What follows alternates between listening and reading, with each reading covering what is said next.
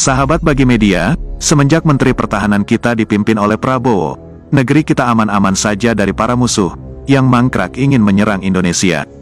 Lalu, apa jadinya kalau presiden kita nanti benar-benar dipimpin oleh Prabowo Subianto? Mungkin musuh Indonesia akan berpikir 1000 kali untuk mengganggu Indonesia. Karena Indonesia kini dipimpin Prabowo, pasti pertahanan oke. Lihatlah seperti kasus sekarang yang dimana Prabowo dan Menhan Rusia menduga bahwa Prancis kelimpungan ladeni pesanan Rafale yang akan dibeli Indonesia. Seperti apa kelanjutannya? Mari kita bahas.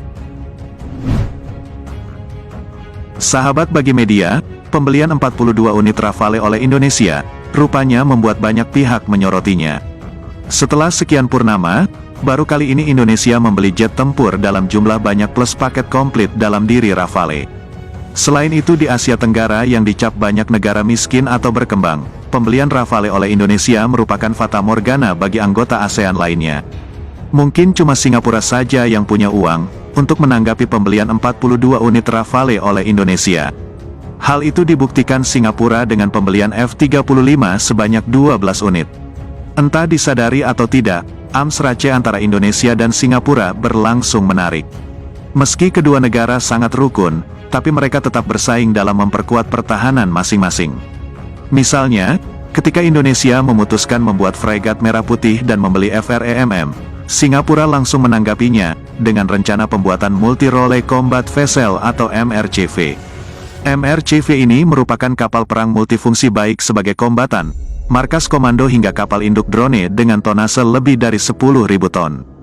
SAP Kockums dan ST Engineering Marine akan bekerja sama membuat MRCV ini di galangan dalam negeri Singapura. Pekerjaan akan dilakukan dalam beberapa tahun ke depan. Selain Singapura, di Asia Tenggara tak ada lagi program pertahanannya yang bisa menyaingin Indonesia.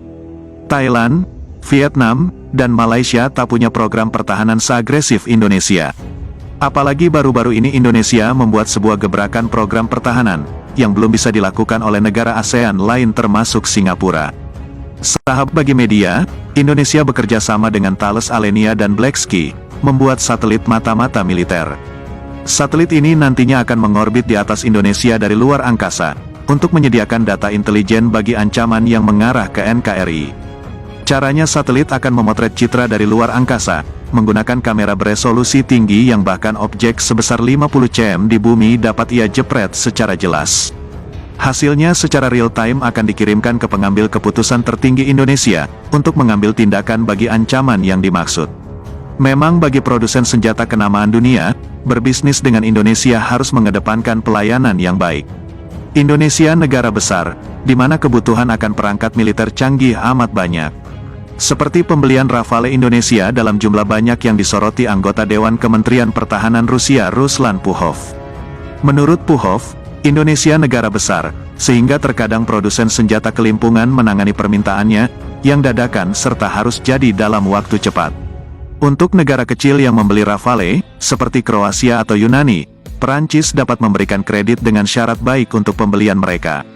Namun dalam kasus negara besar, seperti Indonesia, Perancis tidak memiliki sumber pendanaan kredit yang cukup.